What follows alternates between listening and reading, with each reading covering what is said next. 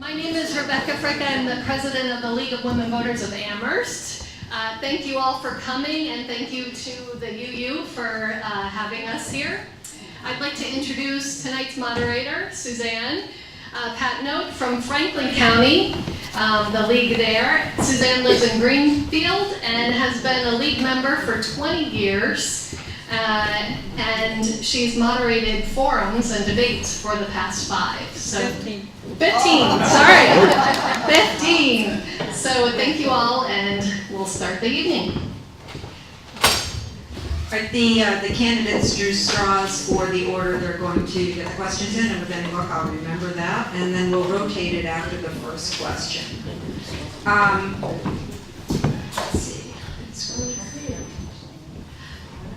Thank you, Rebecca. We will have our panelists tonight are Stan Walton from the Hampshire Gazette and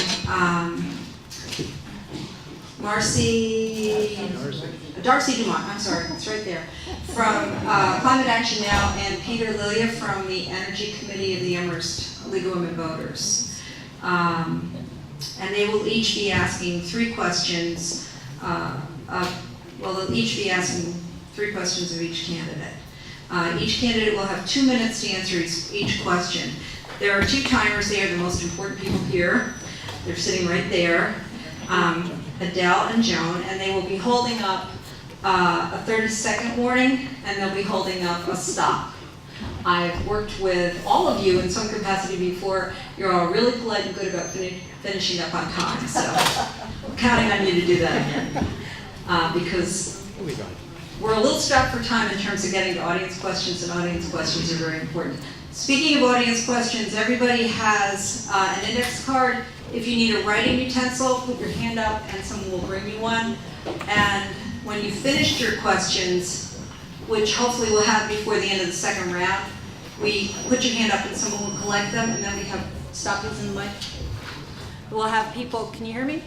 Yeah. So we'll have people collect them when you put your hand up, and then we'll have people sort them to make sure that people aren't asking the same questions or they're repetitive, the questions the panelists have.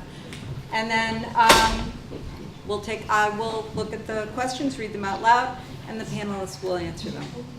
I think that's pretty much it. We'll ask as many questions as possible in our hour-and-a-half forum. There will be no breaks, and hopefully we'll conclude at 8:45. Okay, so the first straw was, the longest straw was Solomon, right? And then Eric, and then Mindy. Okay.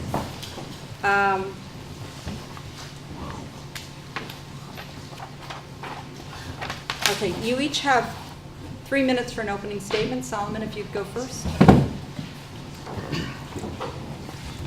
Hi everyone, thank you for being here. I'm Solomon Goldstein Rose. I am your state representative, and climate change is my top priority. For as long as I can remember, I've been a climate activist, and I've made most major life decisions based on how I can best contribute to solving global warming. From choosing to major in engineering and public policy at Brown, to interning in the White House Council on Environmental Quality, to starting Rhode Island's carbon pricing campaign, to running for the state rep seat I currently hold. I was elected on a platform of challenging business-as-usual politics because our legislature isn't fast enough or acting significantly enough to address education, climate change, or other urgent issues. We shared a vision in 2016, and I've worked to enact that vision. I've learned a lot about the process and lack of process in the House. I came into office thinking that I could lobby my fellow members and gain support from a majority of them on an energy bill and see it passed. And I proceeded to consult with experts and advocates to craft an energy jobs bill. I embarked on a series of many dozens of meetings over months to promote the bill. I had success with those meetings. I got the first Republican co-sponsor for a state-level carbon pricing bill ever. And then I realized that those conversations weren't enough to get a bill passed, or specifically weren't enough to get a bill brought to a vote. And in my year and a half in this role, I've learned that the greatest challenge in the Massachusetts House is getting a topic on the agenda. We almost always take up bills in response to some external pressure. This session, the only exception was criminal justice reform. and I studied how legislators and staff worked through caucus briefings, advocacy groups and think tanks, kept a steady stream of educational outreach, and grassroots organizations contacted legislators in a strategic way to successfully get the criminal justice reform bill passed this session. I'm now trying to do the same with energy. I recently created a Clean Energy Caucus, which has started a year-long series of briefings to get the topic of energy on the agenda in the House. Already our caucus has gotten interest from members of leadership, has gotten press attention, and has steady attendance at briefings. In addition to this, I've worked on battery technology development, brought $50,000 to UMass Amherst to study battery technology development, supported bills on the Renewable Portfolio Standard, other clean fuels, and many other topics related to climate change and energy. This is a small sample of what I've worked on regarding clean energy and the trajectory I've taken as I start my work in this role. I want to continue this work, and I ask for your vote on November 6th so that I can keep advancing bold energy policies. Thank you. Mr. Nakajima. Thank you very much. I'm Eric Nakajima. Good evening. In the age of Trump, facing what we are right now in terms of resistance to Pruitt's EPA, it can be hard to look ahead and say, what do we think is coming next? What are our aspirations? But I'm reminded of a quote, a couple of weeks' time, it's going to be the 50th anniversary of memorial of Robert F. Kennedy's assassination. And he once said, some men see things as they are and say why. I dream things that never were and say why not.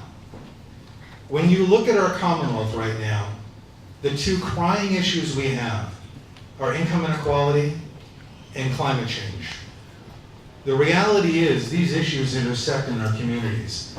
They do in rural landscapes, they do in our cities with asthma, they do with the lack of opportunity through lack of investment in public transit, in rail, new generation technologies, green infrastructure.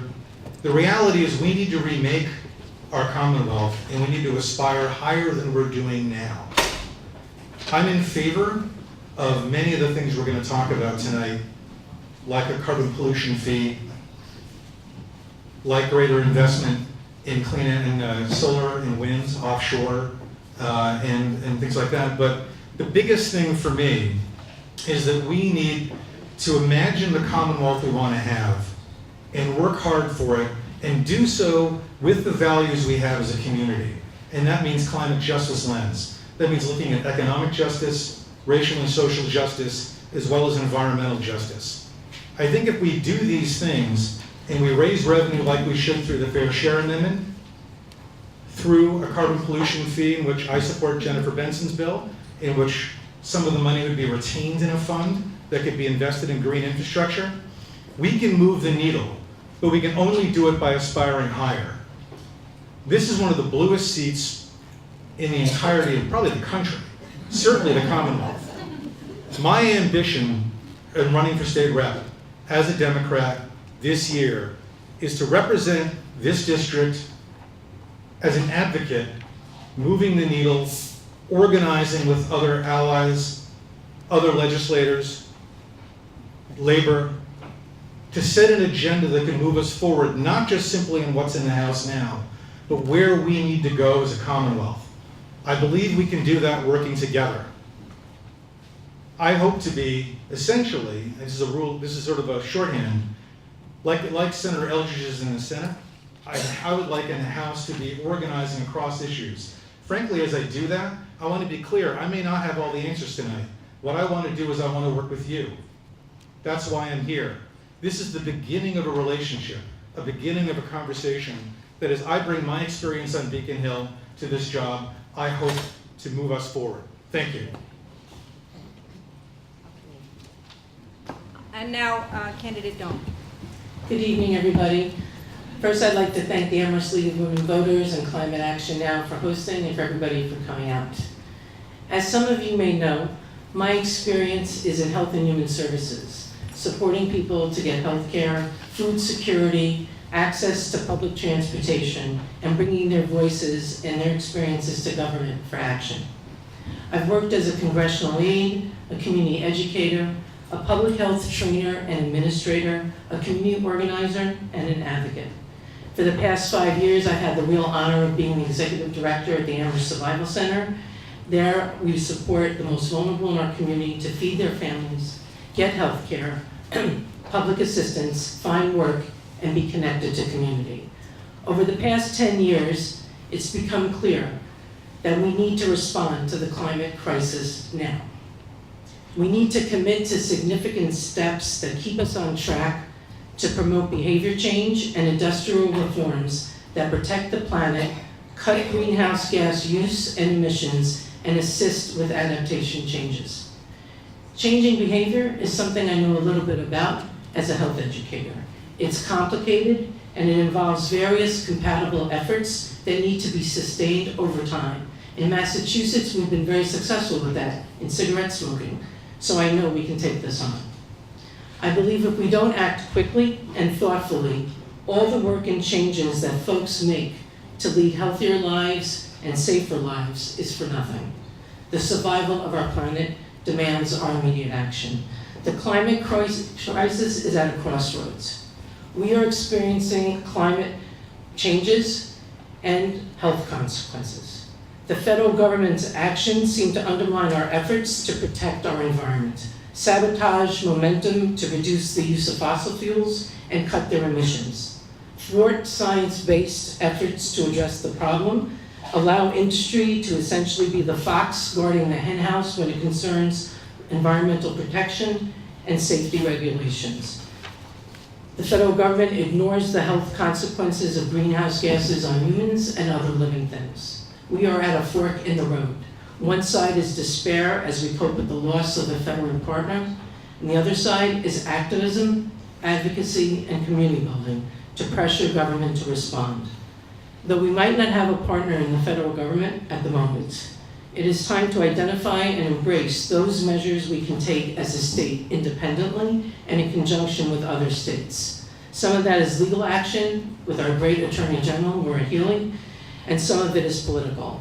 I pledge to acknowledge where I need input and expertise, whether that be from workers, businesses, advocates, community members, medical providers, health advocates, citizen activists, health providers, researchers, engineers.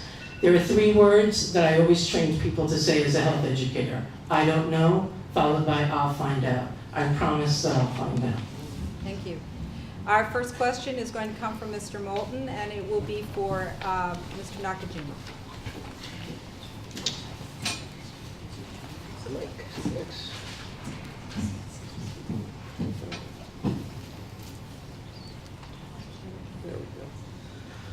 This is a question about carbon pricing. Adopting some form of carbon pricing is key in reaching Massachusetts carbon emissions target.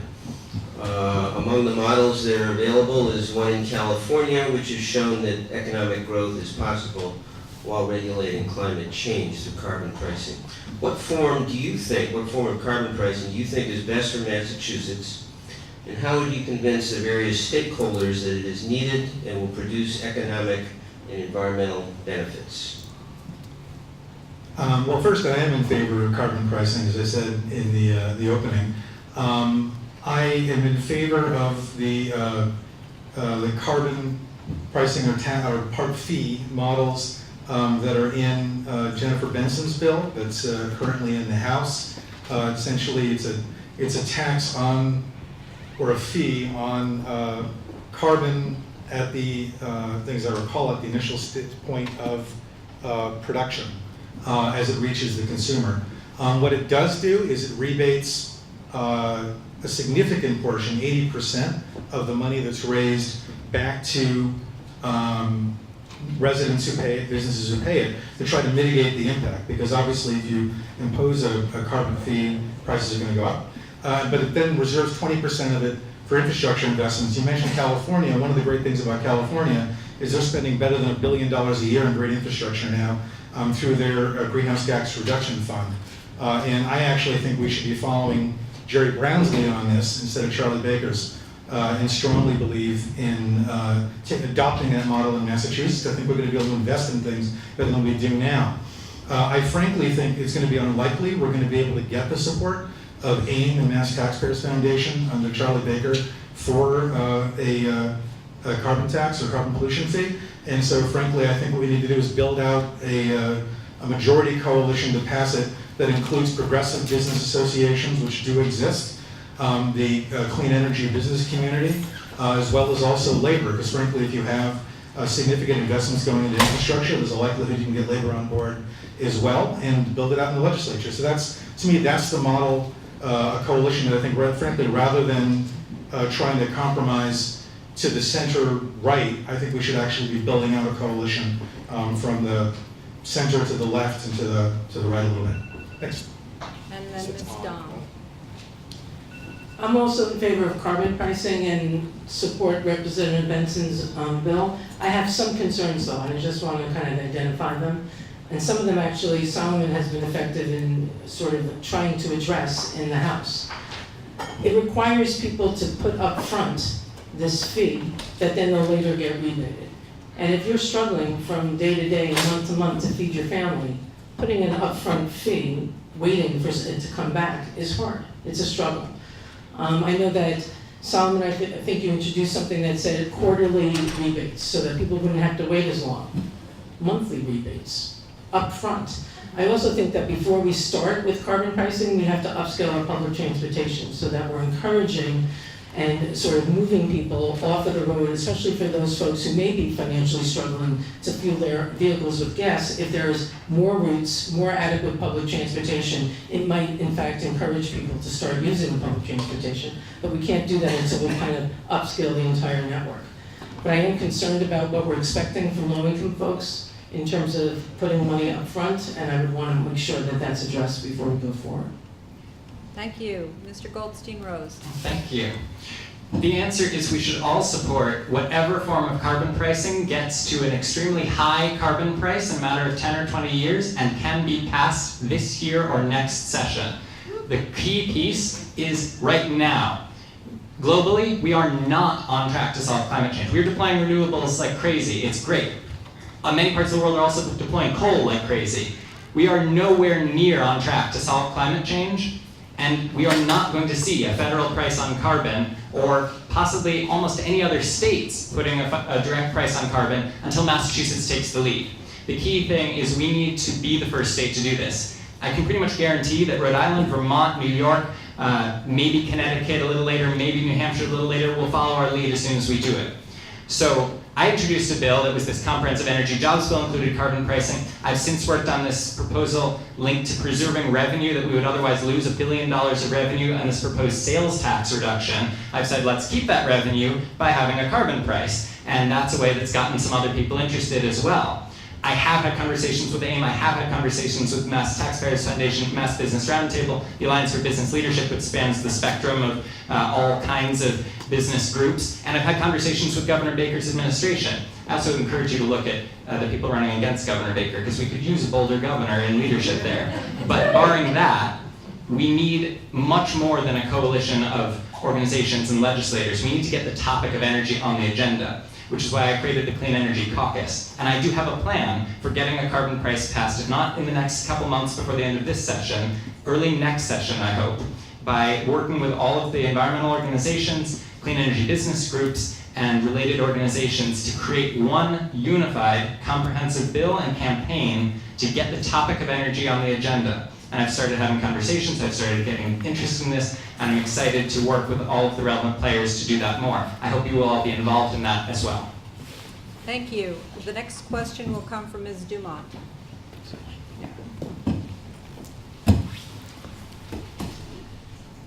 Climate change puts environmental justice communities already suffering from environmental hazards.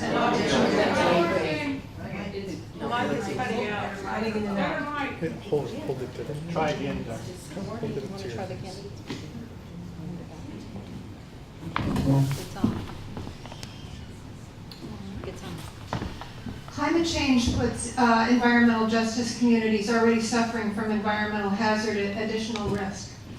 They're disproportionately affected by fossil fuel pollution, and they're more vulnerable to rising temperatures and flooding from violent storms. What could you do as our legislator to ensure that communities most impacted by climate change will have access to green jobs and other opportunities as soon as they become available, a voice in decision-making on policy changes, and meanwhile have equal access to energy efficiency services and solar net metering credits? In 2 minutes. You get it first, Ms. Dohm gets it first. So first, I just want to say one thing, and I know I'm cutting into my own, stepping on my own feet here, but I just want to respond to something that Solomon said. And I want to point out that when we need to put things on the agenda, including climate justice, including a carbon tax, including in energy, it has to be a big we. There has to be building up pressure on elected officials to make that happen. One elected official is not going to do it. If it's a governor, if it's a representative, if it's a state senator, one of the things I pledge is as a representative for this district, I will be working in coalition, not only with groups, elected officials, but throughout the state to try to move their elected officials to it so that I'm holding, in effect, or promoting the organizations. I would want to see those citizen organizations as leaders in this movement and do everything I can to support it. Now, on climate justice and environmental justice, net metering credits and floods, we have to make sure people are at the table. The one problem with energy discussions, and as well as lots of political discussions, is we have experts sitting at the table and researchers and engineers who are necessary, and we don't have people representing communities. We need to make sure that those folks are at the table too, that they have a voice, they bring their own voice, and that we are able to amplify that. When it comes to equal access, we have to make sure that whatever we're expecting people to do, we recognize the difference between incentives and resources. Incentives are for people who already have resources. That's number one. If you have funds, you have an income, then you can be incentivized to save money. But if you don't have resources, you need the resources to be able to practice. So we need to be able to make sure that our budgets, our concerns, our discussions recognize that when we are putting in practices in policy that require people to do certain things, that we make sure that poor people have those resources to be able to do it, and that they have equal access. In terms of jobs, we have to make sure that we have training. Economic conversion happened a couple of years ago, moving from military to civilian. We need to make sure we have adequate workforce development to move from fossil fuel to. Thank you. Mr. Goldstein-Rose. Thanks. I agree with Mindy about no one legislator is going to be able to do this. This is what I have seen firsthand in my year and a half there. I've had meetings, I've gotten people on board. We probably have a majority of reps ready to pass a carbon pricing bill and many energy bills, but it's not coming to the table. So the problem isn't who is at the table. The environmental organizations do a great job of including people from all backgrounds in their campaigns and in the policy they create. The problem is that the conversation at the legislature is not happening. We're not talking about energy in any significant way. When we do, it will be the climate organizations creating a unified strategy with all voices represented and crafting a bill and getting that, forcing that onto the agenda. And that bill will include specific pieces, like carbon pricing with a dividend so that people of all income levels will be able to afford to transition to clean energy. It will include specific provisions with investments. For instance, we could help people who keep their homes with heating fuel to convert their homes to air source heat pumps, which are electric, which are much more efficient and cheaper. You just need to make that capital investment. So we can be doing a lot of initiatives like that. The environmental justice piece that is one of the aspects of this hinted at is actually in an environmental bond bill that's going through the legislature right now. And that's something that, as part of the Progressive Caucus Energy Environment Subcaucus, I've been working on a little bit. We may be writing a letter to support that. It's unclear exactly what we're doing because it's currently in the bill and we want it to stay in. But that has pieces about where we're citing fossil fuel infrastructure and how that disproportionately affects low-income and communities of color. And we're going to try to get that staying in, and in a comprehensive bill next session, include all of those other pieces around increasing access to solar deployment for everyone and much more. So, thank you. To me, I will happily support any carbon fee bill that can pass in the next session. I think it's important enough to do that I would do that, but frankly, I'm also skeptical that that's going to occur. And more importantly, I really do believe what I said at the beginning, that the reality is we have an opportunity, as much as big a crisis as this is, we have an opportunity to dramatically improve economic equality in the state, opportunity to new jobs, and remake our communities. How are we going to do that? We're going to have to do it by investing in infrastructure and investing in our communities. In order to do that, we're going to need to have some revenue to do that with.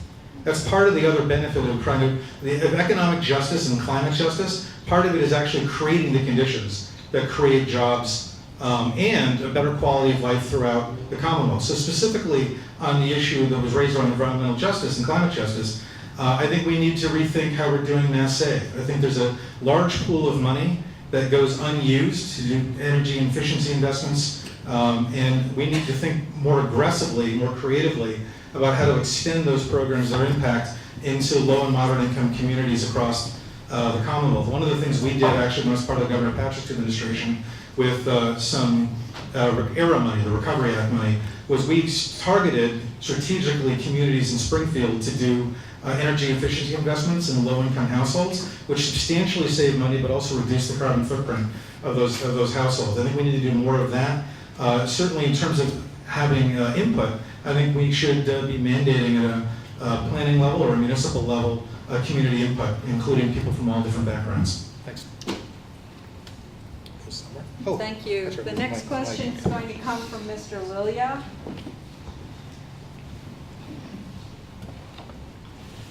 This is a question on the electrical grid that distributes power regionally and statewide and brings it to our homes and businesses where it's actually used.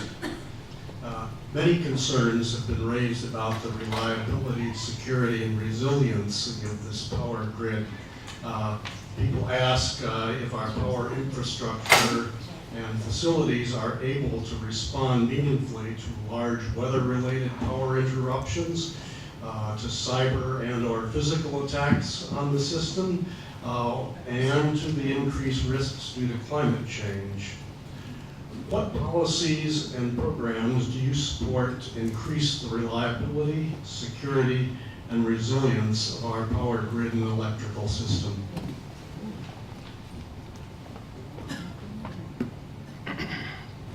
And Mr. Goldstein-Rose is going to get this first. Thanks. One of the top things I've worked on as state rep is batteries. Developing technology to make energy storage cheap enough that we can deploy it at a mass scale on the grid. Pun intended, I guess.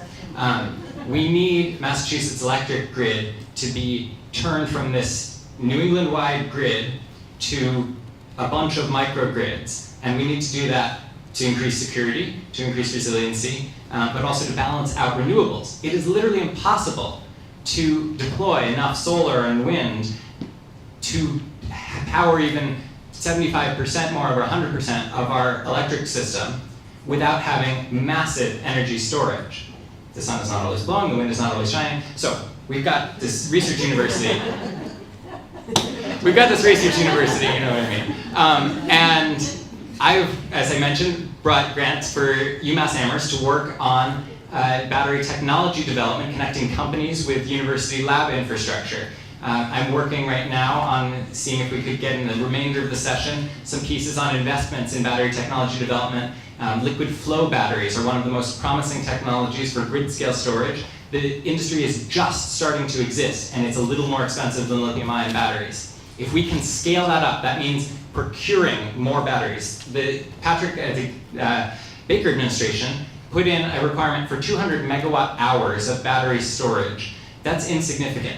And it's way, way less than their own study's recommendation that recommended 2,000 some megawatt hours. If we increase in the legislature that requirement to deploy batteries, that utilities have to install energy storage on the grid, we will scale up that new industry and we'll make ourselves the center of it. That means job creation. That means meeting our own emissions reduction goals, but most importantly, that means developing a technology that will be able to be deployed in China and India, which are the hugest emitters right now in terms of greenhouse gas emissions, and we need them to transition if we are going to be saved from the impacts of climate change. Thank you. Actually, it's Oh, okay. it's Ms. Dahl's turn to go second. Well, I have to tell you, I support everything that Solomon said. I feel that it's one of the most important things that he's done as a representative is that he's leveraged UMass in bringing funds to the area to support research on storage. And I would not only support that, but I would build on that and I would expand on that, not only on storage, but also try to bring more funding to the university to try to investigate and explore new renewables, as well as the manufacture and construction of green construction materials. So I wholeheartedly support that. I think also this idea of a smart microgrid is the way to go, not only because we want to store renewables, but because it also makes safety issues easier to control, and it makes cyber efforts to undermine the grid less possible. So I support everything he said, and I would take it one step further in trying to leverage the university for more funding. Thank you. Mr. Nakajima. Thanks. This is one of those things where actually it is a good opportunity for a mutual admiration society for Representative Goldstein Rose, because in all seriousness, this is something that he talked a lot about in the last campaign. He's followed through on, and I think anyone who starts looking at issues of how we have, first off, just a greener grid. So, as you said a moment ago, the sun doesn't always shine, the wind doesn't always blow. You need it, or something like that. Words to that effect, I believe. And so the reality is that we don't advance battery storage technology and also its distribution. We're not going to get as far as we need. It's also something, frankly, when you look at the arguments in favor of pipeline expansion, that's one of the critical arguments that constantly comes up is, how do you green your energy production in a way that's reliable? So I think that's absolutely true, and I would absolutely pledge as state representative to continue supporting this work in any way that I can. I also think that we need to do, and this may affect some of the cities in our area, but I think we also need to look at the resiliency of our energy grid in cities and low-lying areas and coastal regions as well. There's undoubtedly money that needs to go in there to create the kind of security that if you look at things like Hurricane or Tropical Storm Sandy and the way electricity was knocked out in city areas, you can see that the impact of climate change and very significant storms is going to affect infrastructure that's not well situated right now for that. In addition, I also think we should do more distributed generation. So one of the things that as chair of the school committee, we're looking into putting solar on the middle school roof, and found out not only couldn't we do it because we needed to rehab the roof to install solar, but also there weren't any financing incentives in the state at the school building authority to enable you to do that. So one of the things I want to do when I'm elected first is actually create legislation that would create a program at the Massachusetts School Building Authority and a parallel one for municipal agencies to rehab and distribute cogeneration solar panels on municipal buildings and parking lots. Thank you. I'm going to pick it up. Our next question will come from Mr. Moulton again. This stays on the theme of renewable energy. In addition to what you all just spoke about, how else will you lead in the state in increasing the amount of renewable energy to be added to the state's energy mix by at least 3% annually? Perhaps you believe that it should be increased by more than that, particularly if there's resistance from the electric utilities. And specifically, do you support including hydropower from Canada in the renewable mix for Massachusetts? And it's your turn. Oh, it is. First. Okay. It's a mystery. Well, I think we absolutely do need to expand renewable generation.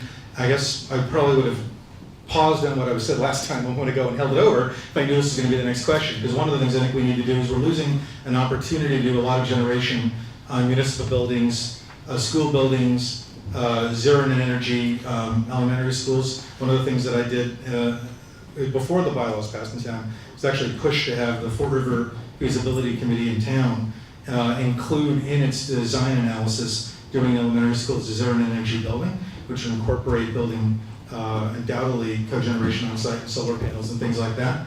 As a state, I think what we need to do is we need to at least go as far as the omnibus bill in the Senate and at least double the rate of increase in the renewable portfolio standard, the RPS, but I think 3% would even be better than 2%, which is what's in the bill that was passed by the Senate. I'd also double the amount of offshore wind that is auctioned off or bid out to be purchased by utilities. It's currently, I think, around 800 megawatts. I think it should be at least double that. And in terms of hydro, it's interesting. This is one that a question I really detest, actually, because one, I don't love the idea of the overlaying transmission costs and the question of who pays for those costs. Two, honestly, as an ardent environmentalist, I don't particularly love hydro in general because it can have real damaging impacts on ecological systems and fish species and all that stuff. So I think on this, I am willing to accept it because I think we need to have, especially the existing hydro that already is in Quebec, because we really do need to green our energy portfolio. I think the challenge should add to, I'm sorry to punt on this, but the other thing on it too that's really challenging is I think if we're going to have hydro that we purchase, it can't undermine the market for expanded clean and renewables in the Commonwealth itself. And that went off before I can continue. Oh, the mic went off. No, Oh. little paper went off. No, the mic's fine, I hope. That's good, that's good. And you're next. So one of the things I've worked on extremely recently, last week, was with the Energy and Environment Sub-Caucus of the Progressive Caucus. I drafted a letter that we're going to send to the chair of the Energy Committee, asking him to increase the RPS, the Renewable Portfolio Standard, which requires utilities to buy a certain % of renewable energy, New England renewable energy, new deployment, not some existing thing that they're counting towards it, by at least 3%. Our letter says 3% or more. In itself, this is still insignificant. Massachusetts is 10,000th of the global energy picture, so doing an existing policy a little more is not going to drive any difference in climate change. But there are efforts to go to 5%, there are efforts to go perhaps above that, and if we did this transition very quickly, again, we could scale up these new industries. We could guarantee a market for batteries, for offshore wind, for solar, both rooftop and grid scale, and on parking lots like UMass has. On hydro specifically, I recently got to meet Obama's Secretary of Energy, Stephen Chu, first cabinet member ever in US history apparently to be a scientist, which is crazy because he came in 2009.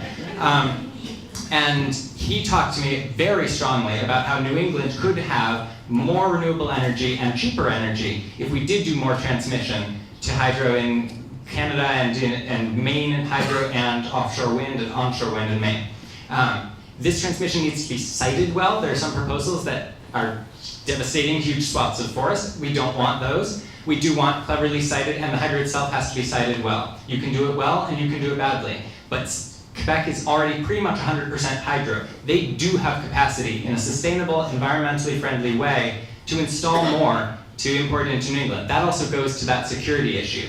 The more that we diversify our energy imports in the state, because the state is connected into Quebec and to Canada and into New York, and the more that we diversify that, the more reliable our grid will be. Thank you. Ms. Dawn.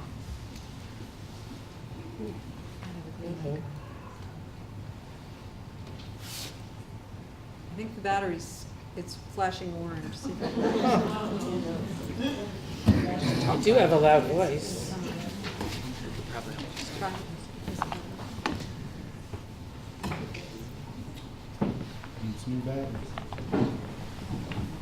Go for it.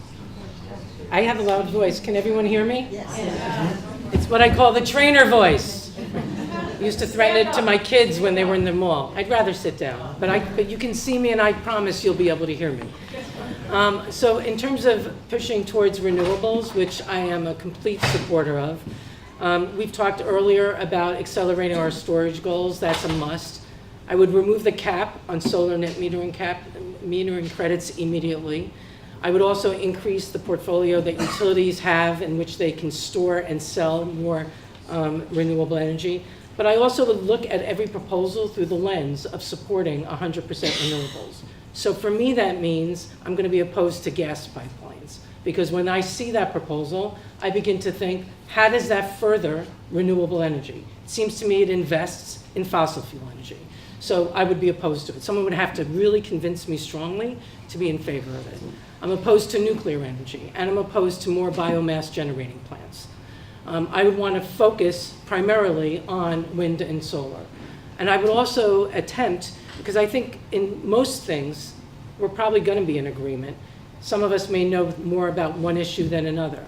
But with this particular issue, I would really look to the climate action organizations, the citizen activist organizations, and look to what I could do as a representative to support not only representing Amherst's views, but moving the state. What does that mean? It could mean working with constituent groups in other parts of the state.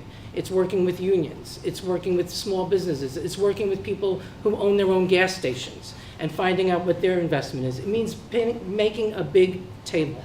And as we were talking about before, in terms of climate justice, it also means about bringing low-income families and advocacy groups to the table to talk about what does it take for a low-income person to be able to get solar on their apartment or their home, and how do they pay for it, and who does pay for it, and how do they get reimbursed.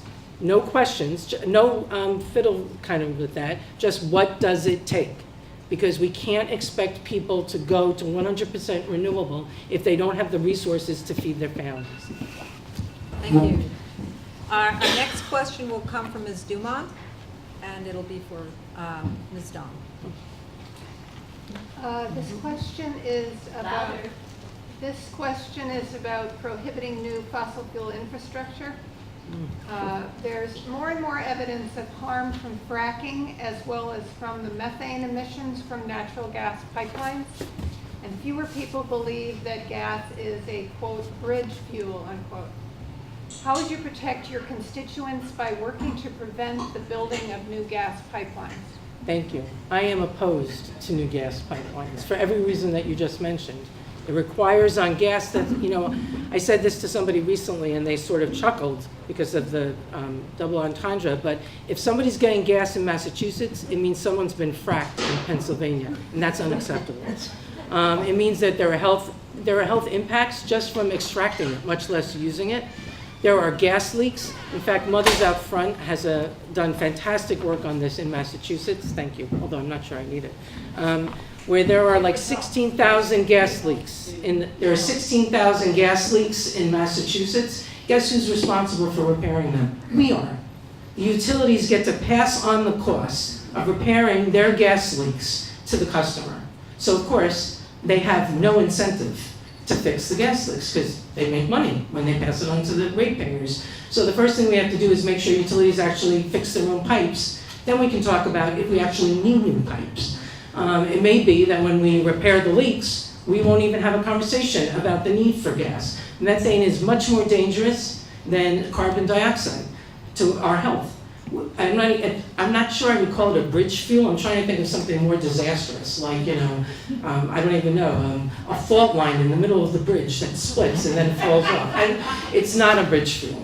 It's the most dangerous fuel that we could be possibly looking at as an alternative. So what would I do to protect my constituents? I would support Representative Kulik's bill. He's retiring, but he's very well respected. He has a bill in the House right now that says there will be no more pipelines. I probably won't have to pick that up because somebody who replaces him probably will. I would support that. I would go to rallies. I would put my body on the line. We cannot have gas pipelines. And if we're looking at 100% renewable, there is no way we should be considering infrastructure that prevents us from getting there. As Solomon said, we're not even close.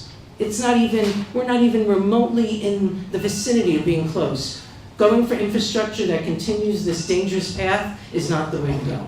Thank you. Mr. Nakajima has it next. Thank you. Somebody says, I thought you were saying something, I'm sorry. I think one of the things, recently I had an opportunity to go to some Climate Action Now meetings, and one of the things that I was deeply impressed by was the level of organization in the community to oppose the Columbia gas pipeline expansion in our area. And one of the things that I was particularly impressed with was an effort in Northampton to oppose the pipelines, but also to go after their market by targeting inefficient homes and doing energy efficiency audits of those homes and helping households to tighten up the envelope of those homes. Essentially taking away the market from Columbia Gas and the rationale for the pipeline expansion. Obviously, I'm opposed to any expansion of the pipelines. I think the way to do this is through, one, you can do it legislatively, and I think that's fantastic. But as a practical matter, as pressure builds, I think what we want to do is we want to button up homes as much as we can through energy efficiency. As I said earlier, I think Mass Save, which is the organization that does this, the entity that does this, doesn't do it nearly well enough. I also think we do need to take care of gas leaks. I think Solomon's earlier comment about battery technology and the leadership is a key element to this. The arguments that are made in favor of gas line pipeline expansion is typically about the notion that on peak days, 9 days a year or something like that, you don't have reliable alternative energy generation and capacity. So I think we can take care of it. Also, frankly, the comment that was made earlier about expanding clean energy generation, we need to move faster on these things because frankly, one of the problems with the argument for the pipelines is a status quo argument. On this, something like this, I would do absolutely anything to work with you, pass legislatively, pushing agencies in terms of what they're doing legislatively, as well as also protesting. I think it's absolutely critical to oppose these pipelines, but also push the positive alternative that we need to, that'll take that market away. So everyone in this room, I think, agrees we don't want more gas pipelines. Not everyone in Massachusetts agrees, and not all legislators understand this issue at all. There are organizations that have formed a specific coalition to tell the legislature, and they're doing so more effectively and more frequently because they have the capacity to do that than all of the environmental organizations that are doing good grassroots work. They're telling the legislature that we need more gas pipelines. And so there is not consensus on this, and we need to be pushing much more vigorously if we don't want the expansion of that infrastructure. We have to have a better proposal, though. You can't just say no to something without having an alternative. And that goes to technology development. I completely agree with Mindy. You can't expect people to go 100% renewable if they're worried about feeding their families or heating their homes. And same is much more true in developing countries, which are poised to be the largest emitters in aggregate of greenhouse gas emissions in a couple decades. We need technologies that are cheaper than coal and gas and oil. Or that transition is never going to happen. We should be inventing those technologies and scaling up those industries in Massachusetts. So I go back to that as the key piece that will enable a transition both here and internationally. And there's a strategic aspect to this too. You need to have a better proposal. You need to have a plan about how to implement that. I've talked some about my plan. I have this Clean Energy Caucus. We're having briefings throughout the year. I'm going to work with organizations and business associations to get this on the agenda and have a unified campaign for next year. I'm not going to do this alone. If all those organizations are not on board, maybe it won't happen. But if they are, I'm poised to do that and work with them on that. I've made friends with the chair of the Energy Committee. I have had success in getting policies ready that they might even move the remainder of this session and certainly set up for next session. And so I'm offering you the option to vote for a candidate who is already doing this, in fact, and has a strategy and has proven success in moving Massachusetts and moving the world towards clean energy. And who uniquely among candidates and the legislature, it's his top priority. The next question will come from Mr. Lilia. This is a question on electronic vehicle infrastructure. In the transportation sector, electric vehicles, EVs, represent a potential solution to the high levels of pollution currently produced by fossil fuel vehicles. However, the current absence of a widely available EV charging infrastructure will limit the purchase of electric vehicles. What, if any, role should the state play in developing this critical infrastructure? And Mr. Goldstein-Rose is going to get that first. So I keep mentioning I'm part of this Energy and Environment Subcaucus, the Progressive Caucus, which is relevant because we've done a lot of work recently. And one of the things that we did was we sent a letter to the administration saying we would like the maximum allowed amount of this pot of money that came from the Volkswagen settlement to be used for EV charging infrastructure in the state. And then we hosted an event at the State House that was a ride and drive for electric cars. And we had the Secretary of Energy and Environmental Affairs, Matt Beaton from the Baker administration, show up and support our event and advocate with us for electric car charging infrastructure. And we've talked to Chair Golden individually about electric car charging infrastructure and investments. There are many things we can do. We can directly deploy charging infrastructure. We can create incentives for dealerships to sell electric cars. Sometimes they actually steer people away from them. We can create incentives for businesses to put infrastructure at work. A lot of people, especially people who are in rental properties, as I myself am, cannot put a charging station. I cannot have an electric car because I can't charge it at home.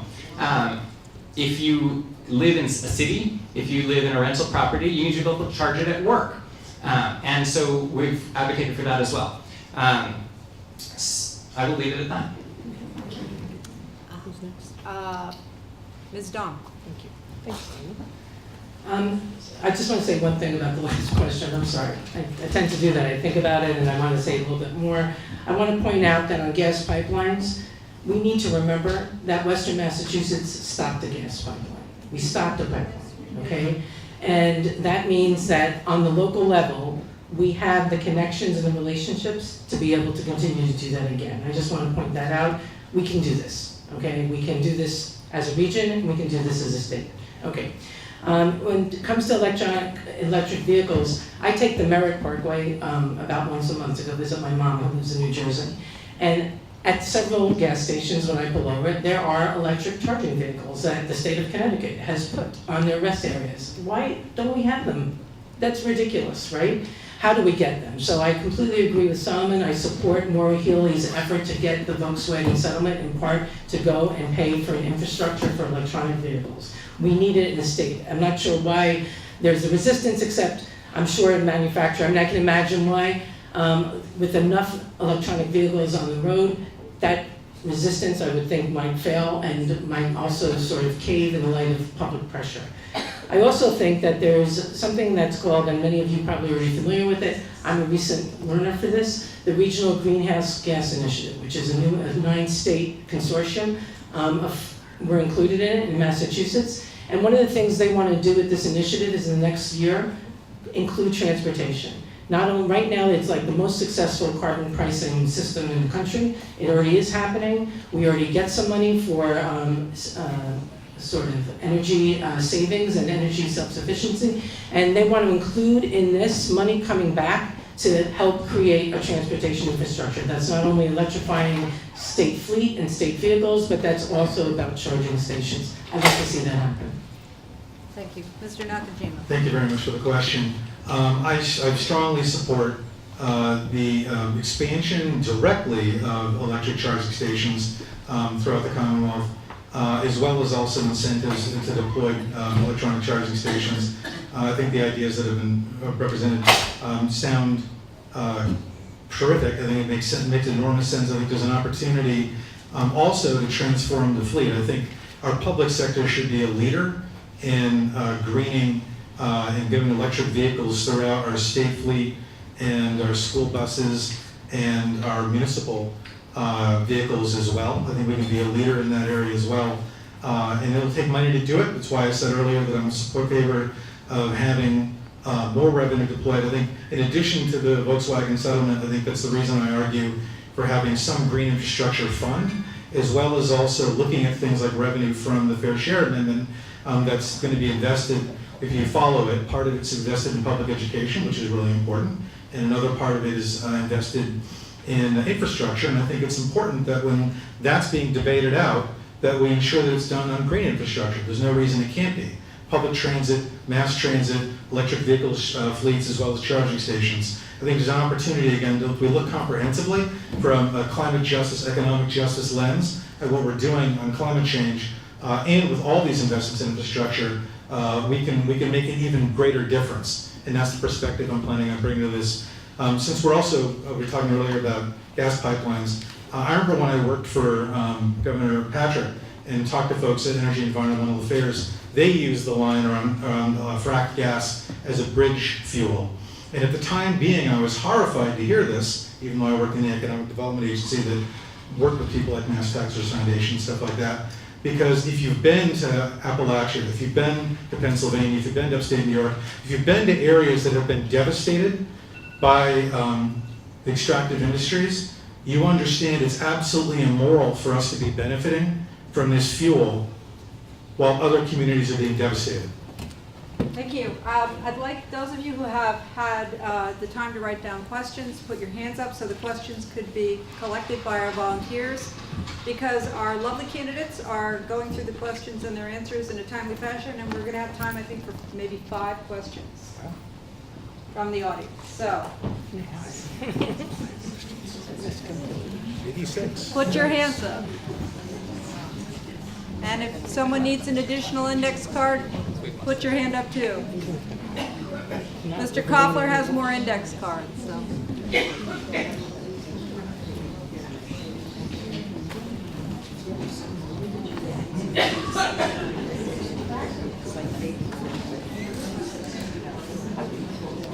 Okay, we're going to have Mr. Moulton's next question. Oh no, we have a whole nother round of questions.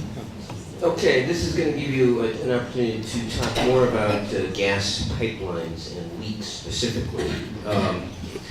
How would you provide leadership in addressing leaks, getting them fixed, and also addressing the methane emissions that result from those leaks?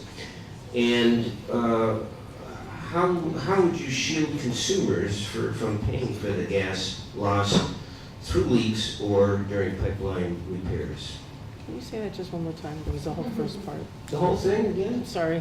There was Okay. like a lot of little parts. Okay. How would you provide leadership in addressing gas pipeline leaks in Massachusetts, as well as methane emissions resulting from those leaks? And how would you shield consumers from having to pay for the cost of gas lost through those leaks or during pipeline repairs? And Mr. Nakajima, you're getting this first. Oh, I am. It's good.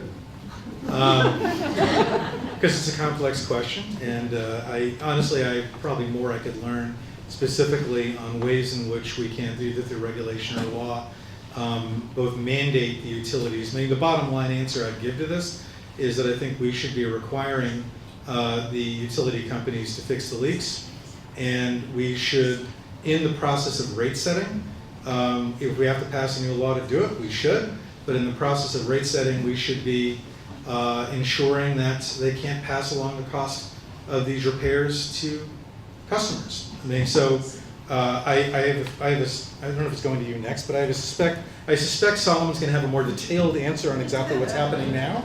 But as a principle, if you're asking me if I'm elected, what I'm going to do, that's how I would handle it. Because I think it is unconscionable that you'd have infrastructure that is leaking. They're making money off the. I mean, as you know, by the way, they make money off the leaks, right? Because they're metering you, and they charge you either way, and you're getting paid either way, and as well as damaging the environment. So I think, frankly, this is one of those things where in the rate setting process and through regulation, there has to be an absolute certainty that that's not occurring. And I would vigorously, one of the things we know, by the way, from our legislative delegation, if you look at the leadership of Representative Kulik and Senator Rosenberg and others, they have done a fantastic job of engaging as a legislative delegation at the DPU, as well as also in the legislature.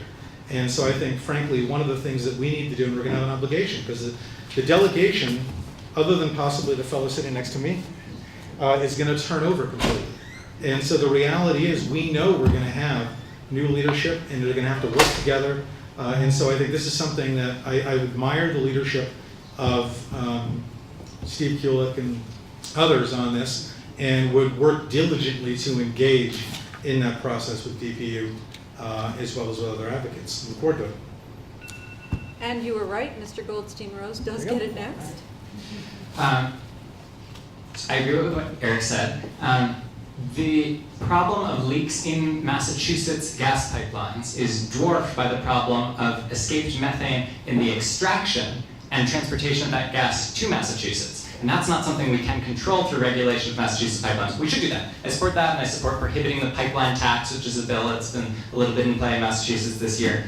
But my carbon pricing bill has an extra fee applied based on the estimate of how much natural gas and methane, that is, has escaped before it comes to Massachusetts and while it's distributed in Massachusetts. And so that means the carbon price on natural gas, whether that's for heating your home or whatever industrial process you're doing with it, would include the price for the CO2 equivalent of the effect of that escaped methane. And a key piece is it includes that effect over, I think I put in 20 years. A lot of people measure this over 10 years or less, and methane, it cycles out of the atmosphere much faster than CO2. So if you measure it a lot of people measure it over a longer period of time. So if you measure it over a long period of time, methane's out of the atmosphere, it doesn't have an effect. But for the 10 or 20 years that it's in the atmosphere, it is 80 times the greenhouse gas impact as CO2 does. And so taking that into account on a short-term time frame, 10 or 20 years,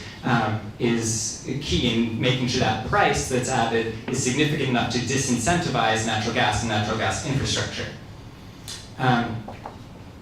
There's some things I want to get back to, but I don't have a good way to segue into that in the last 30 seconds, so I'm going to end early. Thank you, Ms. Dom. So I'm going to try not to repeat myself, but I would work with the Attorney General, Maura Healey, who's been very effective in working against the utilities and representing ratepayers on a range of issues. And so I would probably, sort of work with her, consult with her as to what she needs in the legislature to be able to, in fact, make sure that the rate-paying customer does not pay for these leaks. We need to have a law in the books that says utilities pay for it. It's not something that should be up for grabs. And for consultation, it's your pipeline, there's a leak, you need to fix it. The whole justification for having pipelines is that we need more gas. If we plugged the leaks and repaired it, we may even find that that profile has changed. In terms of shielding consumers, I think there's two pieces to that. There's shielding consumers from the cost, which I think should be burdened totally on the utility, but there's also the almost impossible piece, which is shielding consumers from the health costs. And I think we have to sort of examine that. So as a representative, I would work with the Department of Public Health to see if they can in fact do a health impact assessment for communities that live near methane leaks. We know where they are. Let's see what's happening in those communities, and then let's see what kind of resources those communities need, additional health resources to take care of those folks. The climate justice lens is an interesting one to put on leaks. Because if you look at Springfield, they had about 1,000, 1,200 leaks. They've repaired half of them. They still have over 500 leaks. And they're like the number one city for asthma in kids. There's a connection. In Amherst, we had about 17, 18 leaks. Now we only have 2 that are not repaired. Our asthma rates are lower. Not completely terrific, but lower. So the climate justice lens is also around the health impact of some of these fuels and delivery systems, and we need to sort of examine that because the information that's gathered from those kind of reports becomes documentation of impact. And that mobilizes communities, that mobilizes healthcare providers, and that mobilizes elected officials.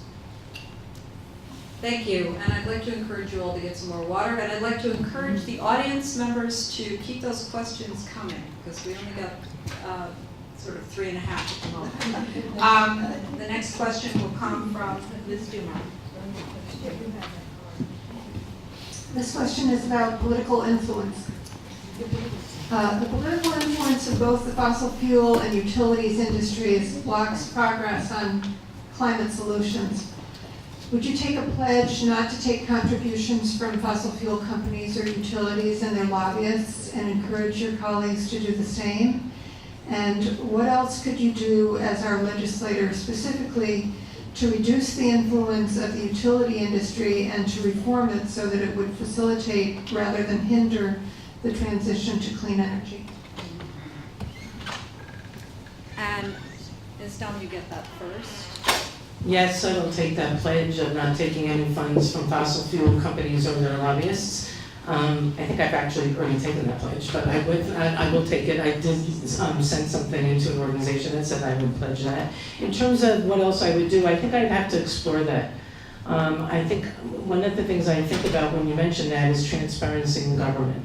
And I think I would need to, I don't know the answer right now, but I need to research a little bit more on how we track contributions from fossil fuel companies right now into state government and the lobbyists that are working. I don't know enough about it, but I'd have to find out. Thank you. And Mr. Nakajima gets it next. Thank you. I absolutely would pledge not to take any contributions from oil, gas, other lobbyists, or their organizations. I think there are a couple of answers to this. I mean, one, as I mentioned earlier about building out coalitions and working with allies, I think one thing, obviously you can have transparency in terms of where the money's going, and I think that's absolutely critical. I think obviously at a broader level, I think reducing the influence of corporations in campaigns and elections itself, which is a national issue, is absolutely critical to do. But I also think here in Massachusetts, we just need to continue building out and strengthening coalitions that are in favor and broadening them out, that are in favor of clean energy investments and conservation and alternative fuels. I do not have a lot of confidence. By the way, I should say, back up, I helped our secretary of the legislative mandate probably 5 years ago to create an analysis of the economic cost benefit of our utility surcharges around clean energy and clean tech. And partnership between the secretariat I was in when I was Assistant Secretary of Energy and Environmental Affairs looked at this, and we looked at it very closely and analyzed it. But while we were doing it, we were being heavily lobbied by AIM, by Mass Taxpayers, and by the Mass Competitive Partnership, who had a strong opinion on what the outcome should be. And so I have myself been in a position where I've been heavily lobbied from these very industries, frankly, or their associations and friends. And so I honestly have little faith in the idea that we're going to find some means of kumbayaing with that group, and am more in favor of building out strong political coalitions that can win. Thank you. It's Mr. Goldstein-Rose's turn. Thanks. I've also already taken the pledge not to accept those donations. In fact, businesses are not allowed to give political donations to state level candidates in Massachusetts unless you are your business. If it's an incorporated business, you're already not allowed. So that's open to the state people. The lobbyists could give donations, and I've pledged not to take those. I also introduced a bill this session that would have moved Massachusetts elections to 100% mandatory publicly financed campaigns. This is actually unconstitutional according to the current Supreme Court, but I'm betting a future Supreme Court will side with all of us on the right side of that. So I have been an advocate for that and many other electoral reforms such as ranked choice voting and other things. In terms of reforming the utilities, my revised energy jobs bill included a number of pieces. One was studying time of use rates. This is changing the structure of how utilities charge consumers and changing incentives on all of us to be more efficient with the grid. One was incentivizing utilities towards distributed generation rather than transmission infrastructure and substation upgrades and whatnot. Right now, utilities get a profit on every bit of capital investment they make, and they don't get any profit on distributed generation. So either changing in one direction or the other there. One of the proposals that I put in that was making the utilities public. This would be a massive, maybe prohibitively expensive, one-time purchase for the state to buy all the physical grid infrastructure. But we'd see much better results if we all collectively owned the wires and could put our batteries and our solar and our offshore wind on without having the holdups that utilities put in right now. How much time do I have left? 14 seconds. Okay. To be specific.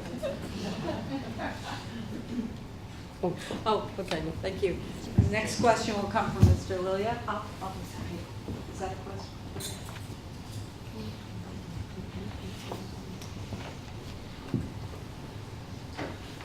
This is a question on the omnibus energy bill recently passed by the Senate. This omnibus energy bill, Senate 2302, contains comprehensive and diverse set of proposed new requirements that would accelerate the state's transition to renewable energy. What are your top 2 or 3 choices among the numerous proposals to accelerate the transition?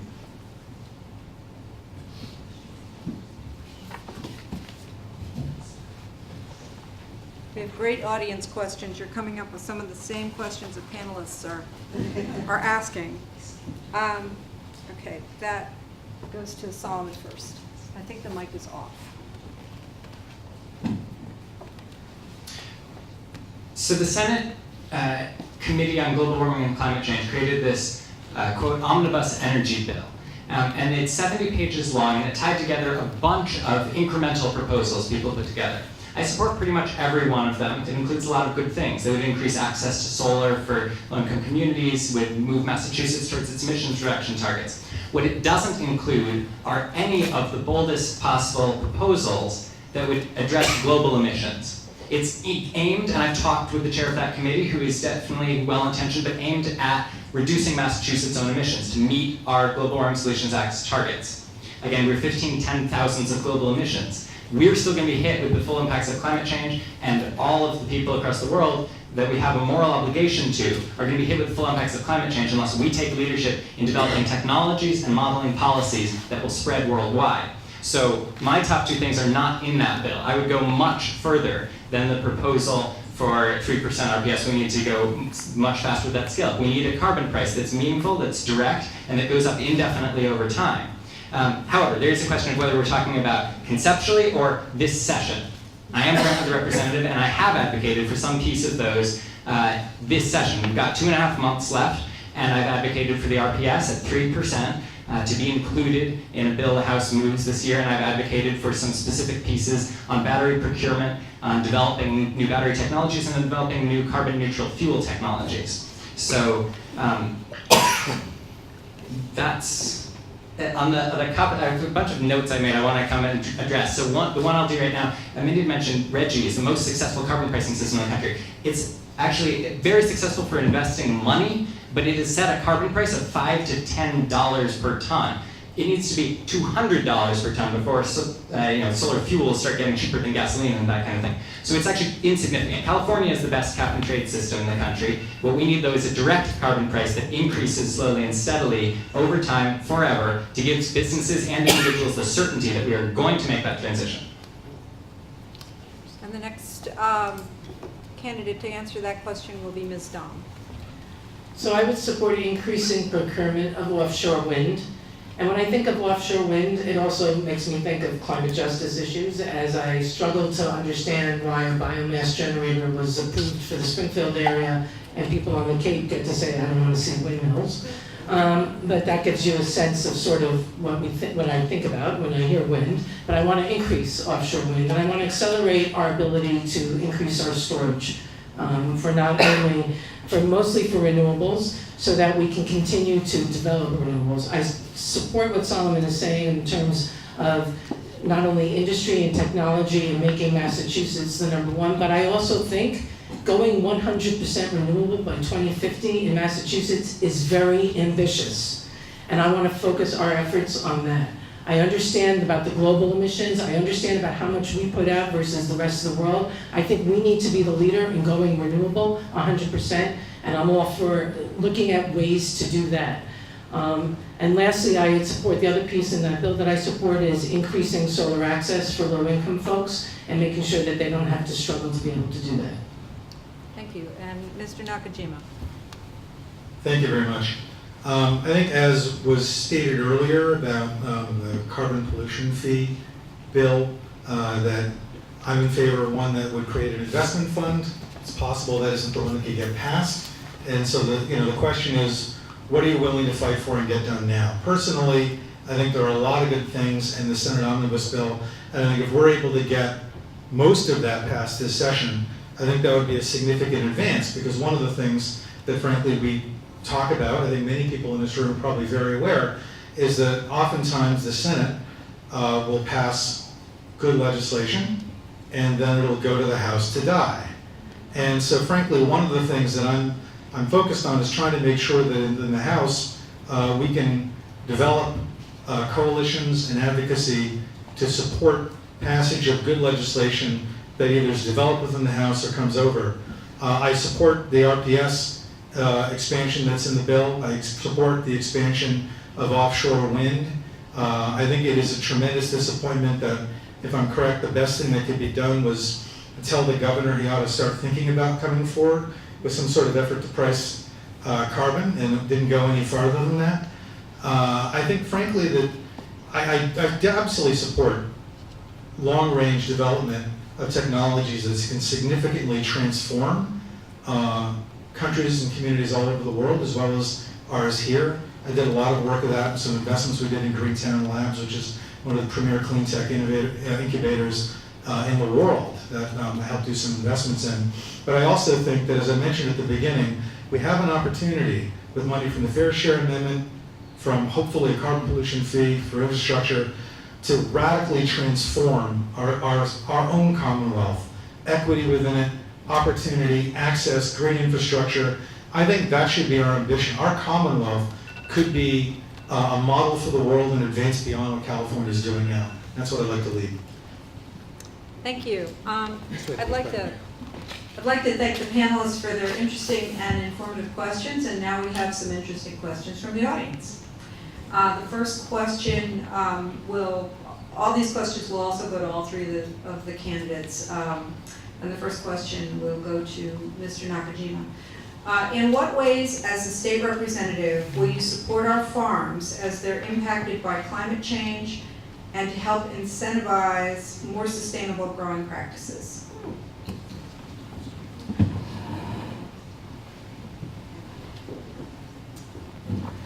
So I think this is, frankly, particularly for our region, one of the most important things that we can do. I thought one of the things that was great that Representative Steve Kulik recently successfully was able to move was an increase in the total amount of tax credits that go to land that's put in conservation, which substantially improves the economics for farmers who are trying to preserve their land for farming. I also think that any effort we can make to expand the market for farmers and the economics, particularly for small farmers in our area, is incredibly important. And that's true whether you're doing purchases and incenting purchase relief for low-income families from farmers markets, which is again another thing that there was a demonstration project that was tremendously popular, maxed out, and the legislature had to go in and put more money in. I absolutely think we should be supporting market generation for farms as well, and farmers in our area as well. I think that includes also for institutional purchasers and whatever we can do to improve that, as well as also infrastructure. I think one of the key things is also looking at extending sustainable farming practices that can also keep carbon in the soil. There are innovative things that are being done all over the country to do no-till farming and things like that. And I think we should, our Mass Aggie, otherwise known as the University of Massachusetts, has its history being an agricultural extension and technology university.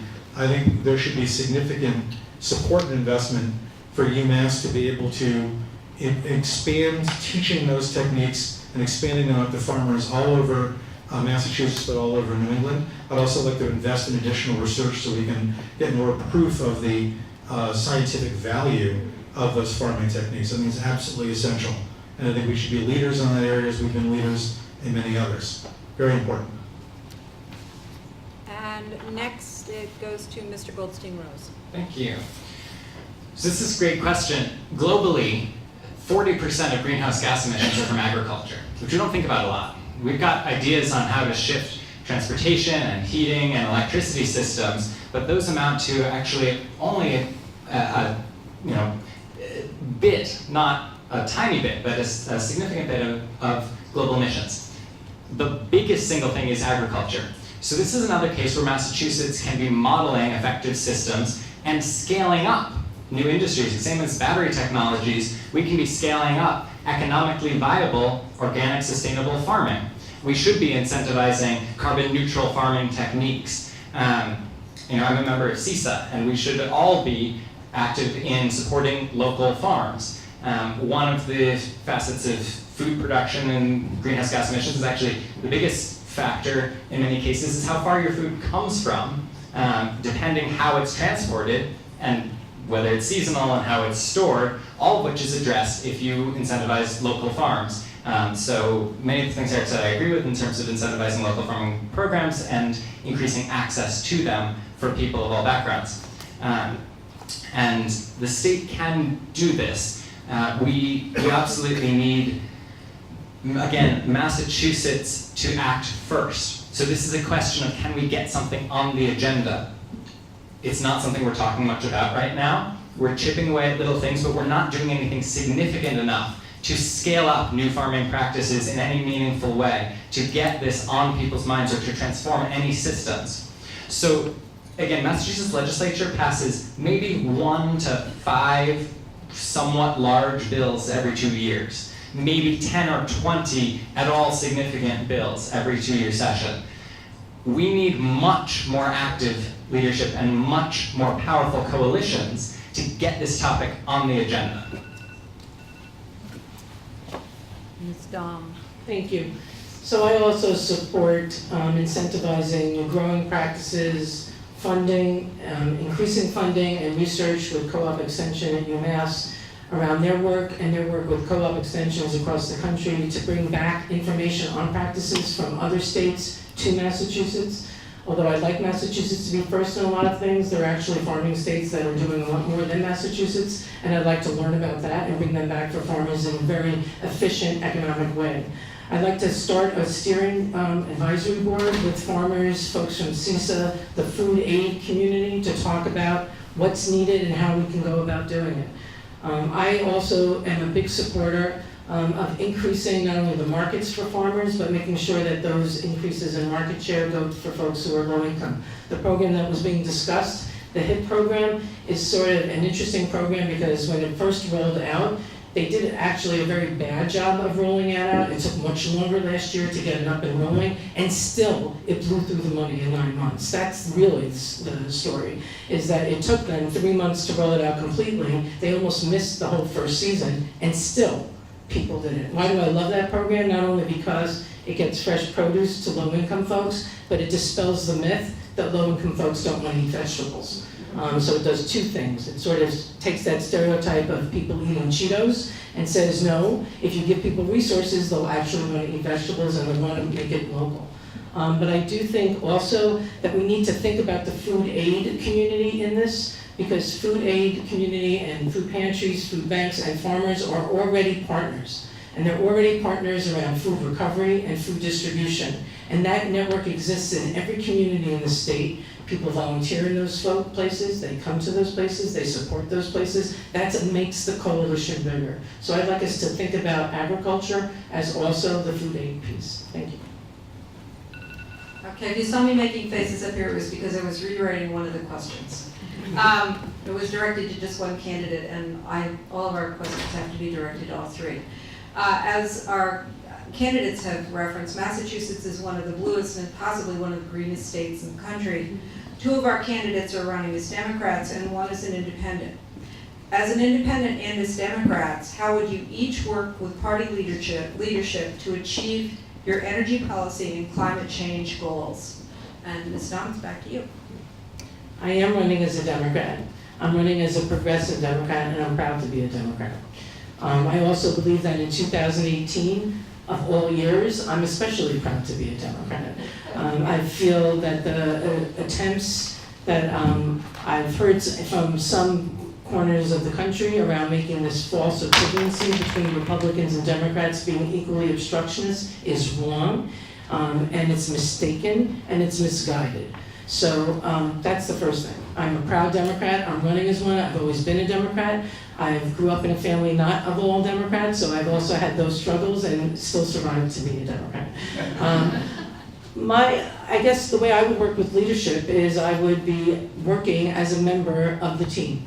And I think that's an important part of being in the state legislature. Yes, it is majority Democrat, which means they either need you or they don't need you. But if you're not part of the team, you're not in the room. If you're not in the room, you're not hearing the conversations. And if you're not hearing the conversations, you're not finding the places that you have common ground and shared values with people. And that's where coalition starts. And that's actually where solutions get created, is finding out that someone just sort of throws out an idea that you can latch onto.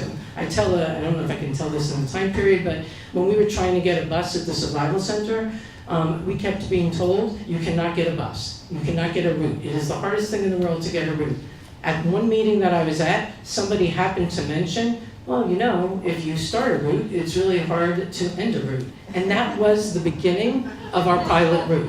And after 3 months, guess what? It's really hard to stop a route once it starts. But we would not have known that if we weren't in the room listening and hearing. So my response in terms of how would I work with leadership, I would listen. And I'm going to listen to find the places that we can start building a coalition. And it might not even be about politics. It might be about family members. It might be about somebody who has asthma. I'm not sure, but there's a place where we have common values where we can build a coalition. Mr. Nakajima gets it next. Thank you very much. You know, after the last election in 2016, I remember the Amerstown Democrats got together and had a meeting, and one of the questions that came up was the argument, I don't know if you remember what was going on with the time beings, should we tilt more towards satisfying white working class people, presumably in places like Ohio, where my family's from, who think differently maybe than we do? Should we get rid of focus on so-called identity politics, as it was frequently referred to? And you know, I grew up in this town. I grew up in Amherst. I was forged by a decade that in many ways kind of stunk, called the 70s and the early 80s, the Reagan era.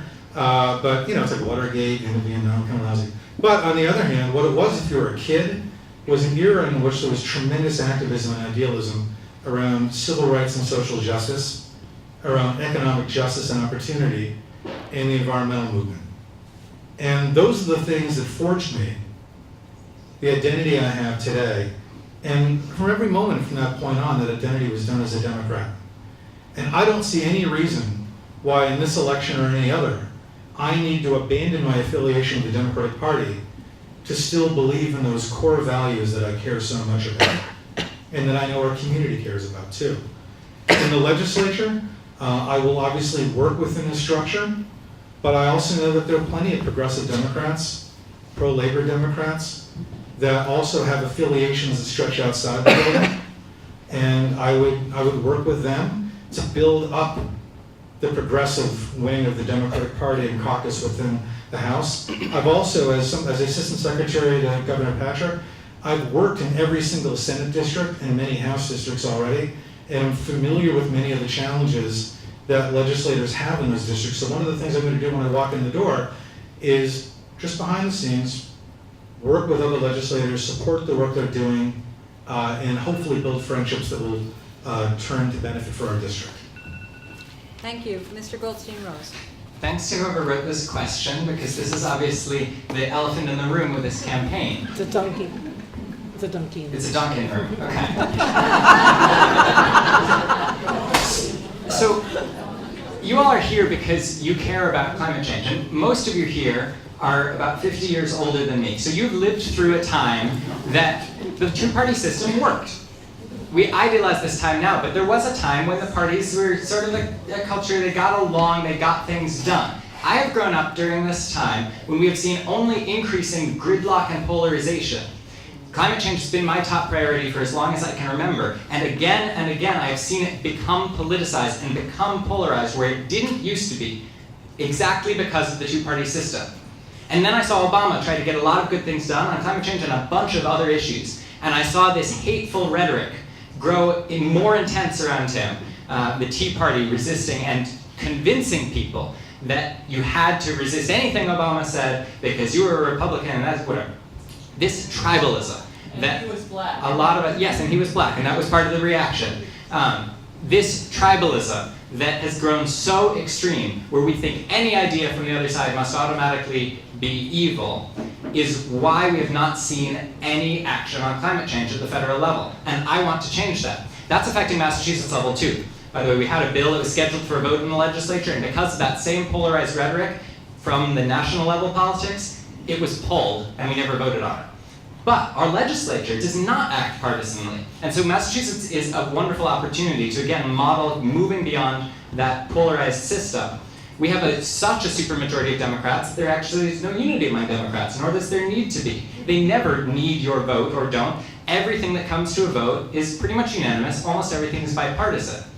And I can assure you that I am in every relevant room just as much as I was before. I'm a member of the Progressive Caucus, I'm advocating, I'm forming coalitions, I've gotten, this Clean Energy Caucus that I did is since I made the transition to independent. that has gotten positive support from members of leadership, Democratic leadership. It's also gotten interest from Republicans, which is nice too.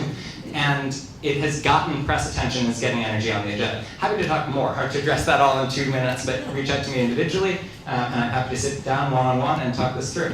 Hear everyone's thoughts. A somewhat less sensitive question.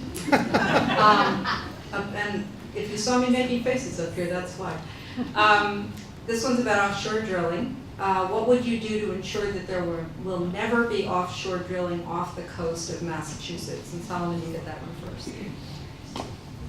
Offshore drilling is never going to be relevant off the shore of Massachusetts because we are going to act in a united and powerful way in the next couple of years and get such a bold energy bill passed that we have technologies that are so much cheaper than oil ever will be, that we have offshore wind off the coast of Massachusetts 10 times as much or 100 times as much as has been required to be procured so far, and that we have a price on carbon pollution so that there's that guaranteed economic incentive that we are not going in the direction of any new energy extraction of any kind.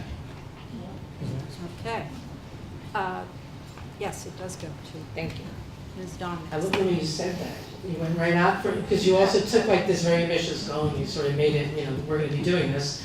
And I agree, we're going to increase offshore wind. We're going to support Maura Healey, our Attorney General, who's fighting offshore drilling right now legally.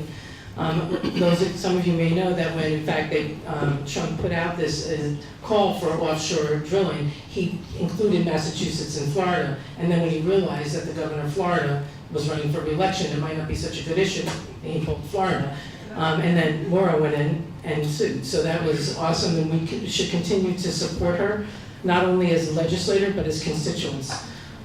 She is waging fights on many levels, including this one. By increasing our wind and our offshore wind, we sort of block them out. Again, if we look at everything through the lens of 100% renewable, we cannot allow offshore drilling. Our lawyer is Maura Healey. That's who we have to support for that. We continue to move forward with renewables, carbon pricing, to make sure that it's not practical or realistic for offshore drilling to happen in Massachusetts. Mr. Nakajima. Thank you. So there are three major things that I think we need to do. I do agree with, by the way, expanding offshore wind and solar and current generation, but there's three really main things that strike me that we have to do if we're going to prevent offshore drilling. One is we need to do everything we can to elect a Democratic Congress this fall to be able to block President Trump and what he's doing. Number two, I think we have to do everything we can in 2020 to knock out President Trump and ensure that we have leadership in the White House that is never going to try, in the EPA or else Interior, that's ever going to try to do this again. And then number three, I think we have to organize generally, but I think within the Democratic Party, our federal legislative delegation. We need to fund and support the Attorney General and ensure they have the resources and that we're organized. And we also advocate, obviously, and get support, I'm sure we already have, from Governor Baker, to ensure that this state is well organized to litigate and fight any effort whatsoever to do offshore drilling in Massachusetts. But the reality is we have to change the political dynamic as too. We have to knock out the Republicans in Congress and President Trump if we ever have any hope of doing this. Thank you. And I have one more question from the audience. What specific energy policy position differences do you have from the other two candidates? To make this easy for me, I'm going to hand the mic back to Mr. Nakajima, and he can Hand it back to Mr. Goldstein and then to Ms. Adams. Well, that's an interesting question. I think, and since I think Representative Goldstein Rose is going to speak next, he can tell me if this is true or not. I am not in favor of nuclear power and the distribution of nuclear power. I get the concept that it is theoretically possible that there will be new technologies that will be able to mitigate the risks of either development or disposal and storage of the toxic effluent or spent fuel rods and things like that from nuclear power. But I actually think the risk is too great. And I think particularly for the role of a state representative, Our role is to represent our communities. Our role is to represent the immediate work that we're doing in the state. And I think if somebody wants to talk about theoretical power in some day, my view is call me when you have it, call me, which is also why I'd be willing to support at a federal level far-reaching research. Particularly, I know the MIT is doing work on fusion, nuclear fusion. I think I support continued research and support for that. But I absolutely don't agree with that. Although I may learn that we have that in common. So who knows? Thank you. Mr. Goldstein-Rose. We have different opinions on that. Nuclear is not a relevant issue for Massachusetts state level. Actually, we're not going to deploy more nuclear power plants here.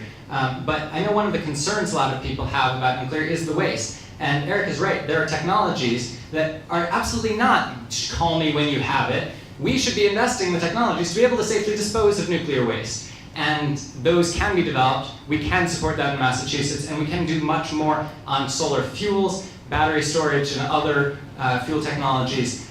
That's Massachusetts' leadership potential, is that investing. It's not waiting for the technology to come along. It's not do what we can deploy now. We need to be creating the next thing, because again, we are not on target globally. And this I'm getting at, maybe I would say the biggest difference between me and the other candidates on energy issues is it's my top priority. It's what I live and breathe and what I've dedicated my life to, and what I've studied intricately. Mindy said going 100% renewable by 2050 is very ambitious. It is not very ambitious. Going 100% renewable by 2050, and I've looked at climate models and I have played around with climate models and different possible pathways and options, that is the bare minimum globally to stay below 2 degrees Celsius increase by the end of the century. If we do not do that globally, we are, according to the scientists, doomed in whatever way you want to interpret that. And if Massachusetts does it on that time frame, there's no way that we can have the time for our leadership to influence other states, other countries, and the international community to follow. So we need to be doing our Massachusetts leadership side much more ambitiously. Let's say 100% renewable by 2030 or sooner. And then if everyone follows on a 10-year lag and the international community follows on a 10-year lag, maybe that helps us get there. But they're not going to look at Massachusetts as doing this great thing. I think we should up and do that. You can't ask a poor farming community in India to forego a coal power plant and remain in poverty. That's what the energy system looks like right now. We need technologies that are much cheaper, and Massachusetts should be developing and scaling up those technologies. Thank you. Ms. Dong. So we have two differences. I'm sorry, Eric, I'm going to say my differences with Solomon. Sure. We have two differences. One is nuclear power, and the other is how you achieve ambitious renewable energy commitments that require individual practices while people still have the freedom to think and do what they need to do, and maybe don't have the resources that they need to have in order to go 100% renewable. Let me explain. So first on nuclear power. I'm opposed to it. I'm opposed to it for a lot of different reasons, and one of the reasons I'm opposed to it is because unless we figured out the waste, I don't really want to start the generation, and I don't want Massachusetts to be the leader of nuclear power. Nuclear power creates plutonium. Plutonium is made in nuclear weapons. I don't want us to have anything to do with it. So that's the first thing. I'm against it. I think that we should be focusing more on other kinds of green technology to help us get out of the carbon, have a zero carbon footprint. But let me just talk about ambitious goals and what it takes to get there. When we talk about developing renewable energies, that does not require individual choice. That's industry choice. But when we talk about using renewable energy and saving and conserving on fossil fuel energy, that's individual practices, and that takes a long time. That takes a lot of support, not only in terms of messaging and education and awareness, but it means that you can regulate it. People have to learn it, they have to feel it, they have to do it. And I happen to think 2050 might not be so ambitious, that's terrific. But given what we're expecting people to do in order to go 100% renewable, it's not just industry, it's not just regulation, it's individual practice. And I know how long it took in my own family just to get people to go on board with composting. That took a while. And that was just our little coffee pot, kind of putting filters in. So I'm just aware that when we talk about going to renewable, we're expecting people to come along. Sometimes it requires resources that people don't have. Sometimes it requires incentives that government hasn't had the courage to bring up, and sometimes it requires messaging.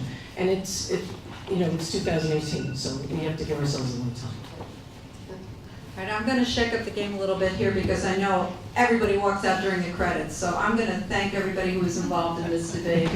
The good folks from Climate Action Now, all of our panelists, all of our candidates, all of you who came out, and Amherst Media who are videotaping this so that you and your friends in Amherst can all... Amherst Media is not here. Oh, it's not? No. Oh, okay, well, tell me who to thank. You can thank Alex Howe, who's a student from Hartsbrook School. Thank you, Alex Howe.